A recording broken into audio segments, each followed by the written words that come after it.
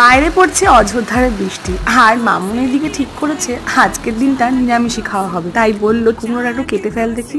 চাল কুমড়োটা খুব বেশি কচি না হওয়ার দরুন মামুনি বললো মধ্যেখানের অংশটা কিন্তু ফেলে দিবি, কিন্তু এটা তো বুঝিনি যে পুরো ফেলে দেওয়ার কথা বলেনি মামুনি, শুধুমাত্র বাদ দেওয়ার কথা বলেছে। তাই আছে না, পুরনো চাল ভাতে বাড়ে।